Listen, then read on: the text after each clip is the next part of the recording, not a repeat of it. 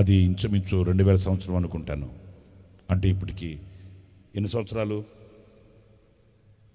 23 సంవత్సరాల క్రితం మిర్యాలగూడలో ఇలాగే ఒక బహిరంగ సభ. దైవజనులు యేసన్న గారు ఆ మీటింగ్లో వాక్యం చెప్పాలి. చిన్న మాట చెప్తాను, వినండి. ఎలా అర్థం చేసుకుంటాడనేది ఒక మాట చెప్తాను. మనుషులకి దేవునికి తేడా చెప్తాను, వినండి. సరే, ఆ మిర్యాలగూడలో వన్ డే మీటింగ్, ఇలాగే ఒకరోజు సభ. మేమేమో వేరే మీటింగ్ ముగించుకొని వస్తున్నాము హైదరాబాద్ వైపు. మిర్యాలగూడలో మీటింగ్ ముగించుకొని గుంటూరు రావాలి. సరే, ట్రాఫిక్ జామ్ అయిపోయింది.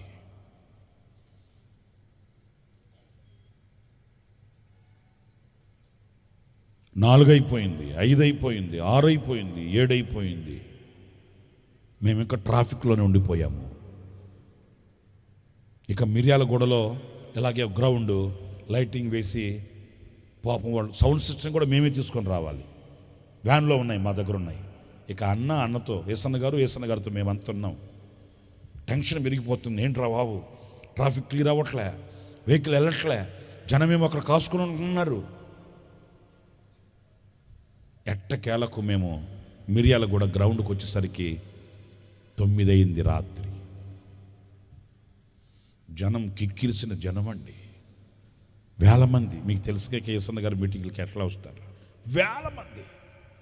అప్పుడు మేము మిర్యాలగూడ ఎంటర్ అవగానే యేసన్న గారు వ్యాన్లో నేను చెప్పేశాడు మాతో, రేయ్ ఇప్పుడు మనం గ్రౌండ్లోకి వెళ్తాం, మీరు ఆచి తూచి అప్పట్లాగా వైర్లన్నీ లాక్కొని లైట్లన్నీ కట్టి మైకులన్నీ పెట్టి అంతంటే కుదరదు. టైం అయిపోయింది, 9 అయిపోయింది. వెంటనే మీరు ఏం చేస్తారంటే 4 బాక్సులు అటు అక్కడక్కడక్కడ 4 బాక్సులు పెట్టి వైర్లు ఇచ్చేసేయండి. ఆ జనానికి నేను కొంచెం వాక్యం చెప్పి ప్రార్థన చేసి పంపించేస్తాను. ఎందుకంటే మనకి ఇప్పుడే 9 అయిపోయింది. మనం అక్కడికి వెళ్ళి చేరి సిద్ధం చేస్తున్న సరే 9:30, 9:30 అయిపోద్ది.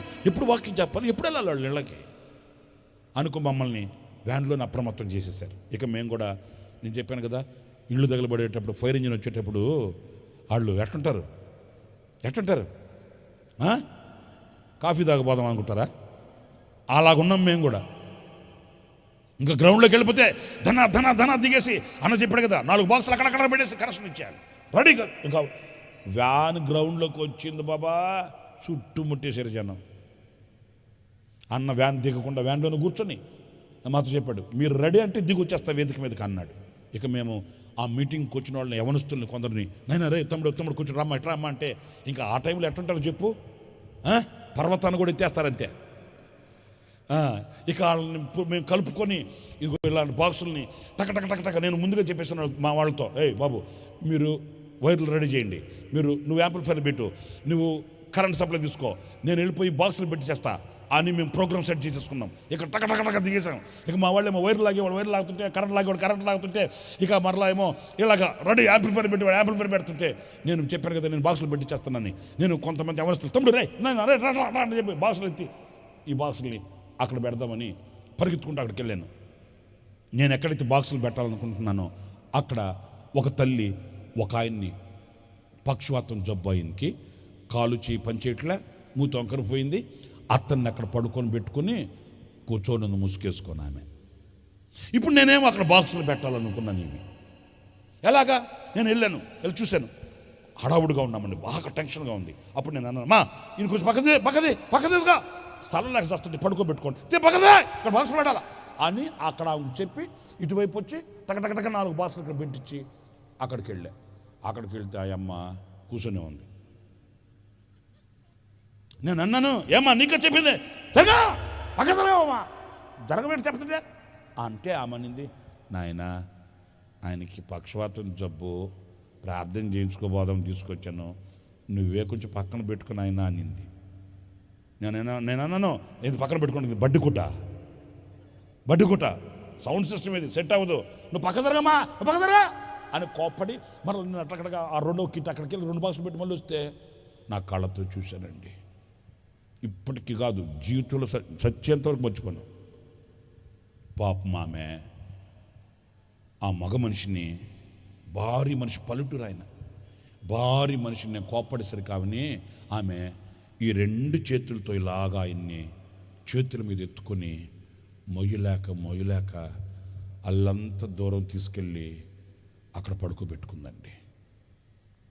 నేను నిజం చెప్తున్నానండి, నాకు గుండె జల్లు అనింది. అయ్యో కోప్పడ్డనే, ఆమె ఎలా ఫీల్ అయ్యి ఉంటుందో. అంత పెద్ద భారీ మనిషిని, మగాయన్ని ఆమె రెండు చేతులతో అలా ఎత్తుకొని పాపం మొయ్యలేక తీసుకెళ్ళి అక్కడ ఆయన మెల్లగా అక్కడ దింపుకొని పడుకోబెట్టుకుంటున్న గుండె జాళ్ళు మనిందండి. కానీ ఏం చేయను, నాకు అక్కడ అవసరం. సరే అక్కడ 2 బాక్సులు పెట్టేశాను, సెటప్ చేయించేశాను, కనెక్షన్ ఇస్తూ ఉన్నారు. నేను నిజం చెప్తున్నాను, నేను పని చేయిస్తూనే ఒక సూపు ఒక దృష్టి వాళ్ళ మీద వేస్తూనే ఉన్నానండి. ఆమె ఏమనుకోండి ఉంటుంటుందో, నేను ఒక కుటుంబంలో నుంచి వచ్చినోడినే కదండి, నాకు అనురాగం ప్రేమ ఆప్యాయత ఉంటుంది కదా. నేను దుడుకుగా ప్రవర్తించనేమో, ఆమె ఏం ఫీల్ అయి ఉంటుందో అని నేను పనులు చేయిస్తానే, పని చేసుకుంటానే అలాగ చూస్తున్నాను ఆమె వైపు. ఆమె ఏమనుకుందో, అయ్యగారు ఇప్పుడు వచ్చాడు ఈ టైంకి, మరి ఇప్పుడు ప్రసంగం స్టార్ట్ చేసి ఎప్పుడు ముగిస్తాడు అనుకుందో, ఏమో దేవుడికి తెలియాల. అక్కడ ఆమె పడుకోబెట్టుకొని అంత టిఫిన్ క్యారియర్ ఉంది, ఆ క్యారియర్లో అన్నం తెచ్చుకున్నట్టుంది. ఆమె అన్నం కలిపి ఆయనకు ముద్దలు తినిపిస్తుంది. సరే నేను చూశాను, ఓకే అనుకున్నాను. కానీ బాధాకరమైన, ఇప్పుడు నేను చెప్పే మాట ఆమె ఎందుకు చెప్తున్నానంటే, నేను పని చేస్తూనే రెడీ చేసుకుంటూ, నేను అన్ని రెడీ అయిపోతే అన్న దగ్గరికి వెళ్ళానా, సెట్ చేసేసామంటే అన్న దిగి వస్తాడు. జనం కిక్కిరిసిన జనం. సరే నేను అలాగా పని చేసుకుంటే టక్కన ఆయన వైపు చూసేసరికి మీరు నమ్మండి, ఆ పడుకొని ఆమె అన్నం పెడుతుంటే తింటున్న ఆయన కుడి చెయ్య కుడికాలు పక్షవాతం వచ్చినట్టుంది, మూతంతా ఒకవైపు ఒక వంకర లాగేస్తుంది. పడుకొని తింటున్న ఆయన ఆమె అన్నం పెడుతుంటే ఈ ఎడమ చేతితో ఆమె చంప మీద చెళ్ళుమని కొట్టాడండి. నేను నిజం చెప్తున్నానండి, నా కళ్ళు తిరిగిపోయాయి దెబ్బతో. అయ్యో, ఆమె అంత భారీ మగ మనిషిని ఎత్తుకొని మోసుకొని వెళ్ళి అక్కడ పడుకోబెట్టి టైం అయిపోతుందేమో నన్ను అన్నం పెడుతుంటే ఆమెను కొడుతున్నాడు ఏంటినా. ఒకవేళ అక్కడి నుంచి ఇక్కడికి ఎందుకు తీసుకుని వచ్చావని కొడుతున్నాడేమో. నా మైండ్ సెటప్ నాది కదా, నాకేమో ఈ గిల్టీ ఫీలింగ్ ఉంది. ఒకవేళ అక్కడి నుంచి ఇక్కడికి ఎందుకు తీసుకొచ్చావు అని కొడుతున్నాడేమో, బాబు నేనే చెప్పానయ్యా అని చెప్దామని ఆ తొందరలో కూడా వైర్ కట్ట ఒకటి నేను చేతిలో పని చేస్తానే ఇక్కడ దగ్గరే ఆ మెట్ల దగ్గర త్వరగా అందరికి, మా ఏంటి ఆయన కొడుతున్నాడంటే అన్న. ఆమె బోర్ నేర్చిందండి. చూస్తూనే ఉన్నారు జనం. నా పని నేను చేసుకుంటే మరలా అన్నా, కాదమ్మా ఎందుకని కొడుతున్నాడంటే అన్నాను. ఆమె ఆ చంపను అట్లా పట్టుకొని కన్నీళ్ళు పెట్టుతోనింది. ఏమో నాయన, టైం అయిపోద్దని నాకు ఇప్పటికీ గుండె నీరైపోద్దండి. కొన్ని సందర్భాలు చెప్పేటప్పుడు కూడా నాకు కన్నీళ్ళాగు ఆ పరిస్థితి. ఆమె ఏడుస్తోనింది. ఏమో నాయన, టైం అయిపోద్దని అంత అన్నం పెడుతున్నాను, ఆయన ఏదో చెప్తాడు, నాకేం అర్థం కావట్లే ఆయన చెప్పేది. ఆయన ఏదో చెప్తున్నాడు, నాకు అర్థం కావట్లే, ఆయన చెప్పింది చేయలేదని కొడుతున్నాడు అయ్యా అని ఇచ్చింది. ప్రియులారా, నేను 2-3 రోజులు ఆ డైమెన్షన్లోంచి బయటకు రాలేకపోయానండి. అంత చాకిరి చేస్తుంది ఆమె. కానీ ఒక బాధ ఏంటంటే, ఆయన ఏదో చెప్తున్నాడు, అతని మనస్సును ఎరిగే శక్తి ఆమెకు లేదు కదా. అందుకే కదా కన్నీళ్ళు, అందుకే కదా ఈ కలతలు. ఆమె చేయడానికి పాపం బద్ధకమేమి కాదు, చేస్తుంది. కానీ ఆయన మనసు తెలియదు కదా, ఆయనకి మాట రాదు కదా. ఆ మాట రాని మనసుని ఎలా అర్థం చేసుకుంటుంది?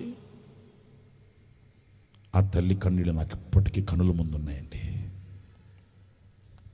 అలా నా వైపు చూస్తే ఆమె కన్నీళ్ళు దారిలా కారుతుంది. ఆమె చెప్తుంది, ఏమోనైనా ఆయన ఏదో చెప్తున్నాడు, నాకేమో అర్థం కావట్లే, నాకు అర్థమైతే ఎందుకు చేయనయ్యా. ఏడుస్తుంది.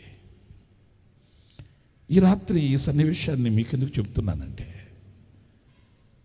నేను కట్టుకున్న నీ భార్యకి నీ మనసు తెలియకపోవచ్చు, నిన్ను కట్టుకున్న నీ భర్తకి నీ మనసు తెలియకపోవచ్చు, నీ కడుపును పుట్టిన బిడ్డలకి నీ మనసు తెలియకపోవచ్చు. కానీ ప్రభు అంటున్నాడు, నీ మాట విని నేను దిగి వచ్చి ఉన్నాను నీ దగ్గరికి. నీ మనసు నాకు తెలుసు, నీ హృదయం నాకు తెలుసు. నీ మాట వినగానే నీ యొద్దకు దిగి వచ్చాను. నువ్వు భయపడకు, భయపడకు.